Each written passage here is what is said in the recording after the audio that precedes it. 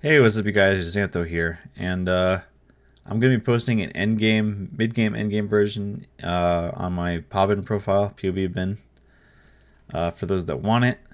But the main update today is that I've changed the build around up just a little hair, and there's basically two versions of the build now, kind of a tankier version that's a bit slower, and a high DPS fast version. However, both versions are going to be considerably faster in clear speed than they were before because I've decided to incorporate a second helmet. Ring of Rains are pretty cheap.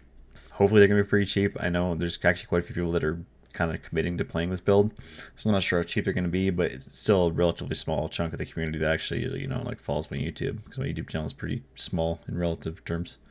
So, I've decided to get a second Bringer of Rain, which is not that expensive. And my normal bossing setup is Ancestral War Chief, Brutality. I probably have two Brutalities in there. Should be Ancestral War Chief, Brutality, Multi-Strike, Ruthless. And that's going to be your single target setup. And then I have a clear setup, which is Sunder, Earthbreaker, Multi-Strike, and Pulverize. Yeah, these are high level gems, but this is just covered for a clear demonstration. And if we go to PoB here, I have the normal version, which picks up Fortitude, picks up these two nodes, which is spending 4 points to get Fortitude. It's kind of inefficient. It's really good though because you get 20% increased attack speed, you get Fortitude, you get damage, and cannot be stunned. However, if you drop this and go for a faster version, you can pick up Inspirational and First Strike, Last of All. So you get Intimidate, you get Adrenaline, because we are doing Petrified Blood shenanigans to get Overleech, which means we can easily proc Adrenaline every time. So we just flask to above 50% HP, and then use a couple of skills or get hit a couple times, and you get 20 seconds of Adrenaline, which is 25% attack, cast, movement speed, 10% physical direction, and 100% increased damage. So that's a lot of damage. So you can have that on bosses, you can have that on clear, and you also get Intimidate.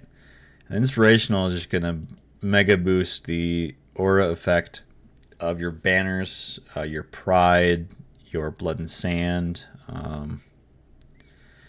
basically all that. Actually, I'm not sure if it affects blood and sand, because blood and sand is a spell, not an aura.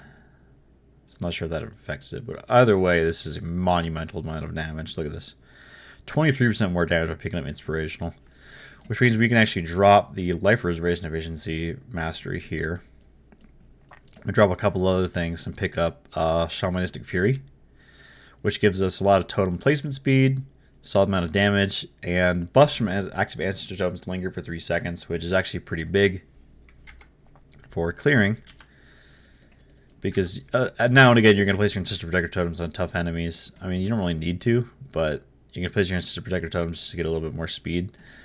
But then the buff is going to last for 3 seconds after this. So if we flash above 50% HP, and we get our Adrenaline, and we place an Ancestor Protector totems, and then we use Quicksilver Flask, we have really fast shield charge. And then it's going to slow down a bit after the linger runs out. But basically, after we're out of the range of Ancestor Protector totems, we're just going to have pretty damn fast shield charge, which is really going to be nice. But the big thing about Sunder and Earthbreaker totems is that Earthbreaker's buff, because every Ancestor totem has a buff. Ancestor War Chief gives more melee damage. Ancestor Protector gives more melee attack speed, or just more attack speed, sorry, because you can use it in ranged attack skills, as long as they are like melee, half melee. Splitting Steel, I think, works. Spectral Throw works, but like bow skills do not. But the buff from Earthbreaker totem is 19% increased area of effect while skill is active, and we have 80% increased effect of totem buffs, 50% from Panopticon, and 30% from Ancestral Guidance.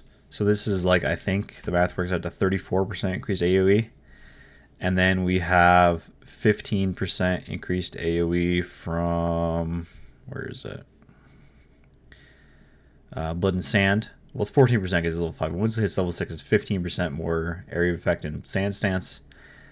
And then on top of that, we have Pulverize on our Sunder, And then we have quality in our Sunder. And honestly, it's really easy to get quality these days on active skill gems because you just go to Merc Lab. It'll take you like 3 or 4 runs and you can get 20% quality in any gem you want. Because the quality option, I think it's guaranteed or it's a really high percentage. I'm not sure.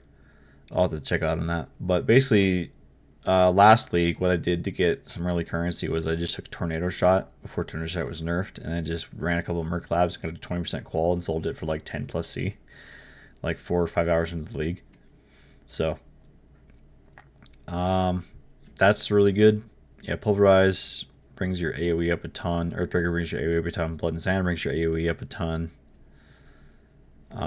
So basically, and then you just have Ancestral War Tree, Brutality, Multi-Strike, Ruthless, and you just swap it in for single target. You don't actually have to do some map bosses because the Sunder is going to do more than enough DPS. So, this is just for like pinnacles, basically. Maps, you can run just no problem with just Sunder. And yes, you're going to be less tanky because you don't have Fortitude if you're running the high DPS setup. But the high DPS setup has like 11.4 million DPS versus like 7.3. And it's also considerably faster because you have Adrenaline. You have other various things like the Shamanistic Fury for better totem placement speed. And the Lingering Totems effects for your Ancestral Protector. So this is going to be an example of, let's like... okay, we have... Wait. There we go. Now we have Adrenaline.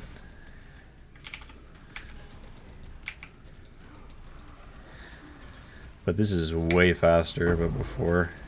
Like, I wouldn't, well, not way faster, but the Sunder AoE is considerable. Like, look how long that's reaching. That's just ridiculous.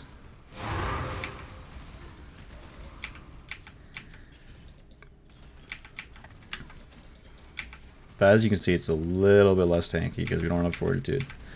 We still have that insane leech rate and the 50-50 blocks, so that's still really nice. And there's less stuff going to touch you because Sunder has such a long range.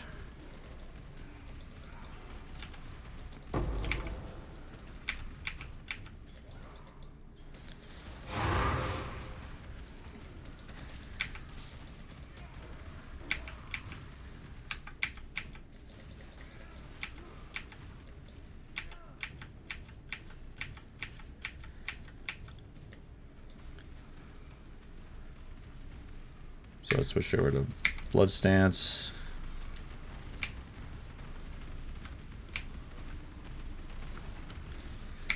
As you can see, it still has more than enough DPS to deal with like T16 map bosses. I got ignited there for a minute, but... So yeah, Sunder, really good. Sunder's really good. So that's basically the update for today.